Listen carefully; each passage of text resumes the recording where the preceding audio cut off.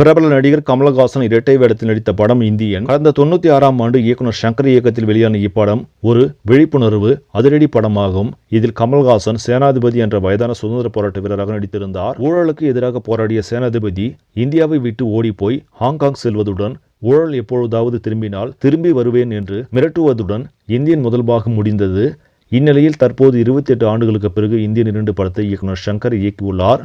இப்படத்தில் கமலுக்கு ஜோடியாக பிரியா பவானி சங்கர், காஜல் அகர்வால், ரகுல் பிரீத் சிங், சித்தார்த், பாபி சிம்கா, சமுத்திரக்கனி என பலர் நடித்திருக்கிறார்கள். இப்படத்திற்கு அனிருத் இசையமைக்க லைகா மற்றும் ரெட் ஜெயின்ஸ் நிறுவனங்கள் இணைந்து தயாரிக்கிறது. இதற்கிடையே இந்தியன் 2 படத்தின் தயாரிப்பாளர்கள் தற்பொழுது இப்படத்தை ஜூன் அல்லது ஜூலை மாதம் வெளியிட திட்டமிட்டிருக்கின்றனர். தற்போது இப்படம் இறுதி கட்டத்தை எட்டியிருக்கிறது. இன்னும் ஒரு பாடல் காட்சி படப்பிடிப்பு மட்டும் எடுக்க வேண்டி உள்ளது. இந்நிலையில் வருகிற ஆகஸ்ட் மாதம் இந்தியன் 2 படம் வெளியாக உள்ளது என புதிய தகவல் வெளியாகி இருக்கிறது. இப்படத்தின் இறுதிக்கட்ட பணிகளில் கிராபிக்ஸ் காட்சிகள் அதிகமாக இருப்பதால் கால அவகாசம் அதிகம் தேவைப்படுகிறது. எனவே ஆகஸ்ட் மாதத்திற்கு ரிலீஸ் தேதியை தள்ளி வைக்கப்பட்டிருப்பதாக உறுதியாக செய்திகள் கிடைத்திருக்கிறது. இதனால் கமல் ரசிகர்கள் சற்று வருத்தத்தில் இருக்கிறார்கள்.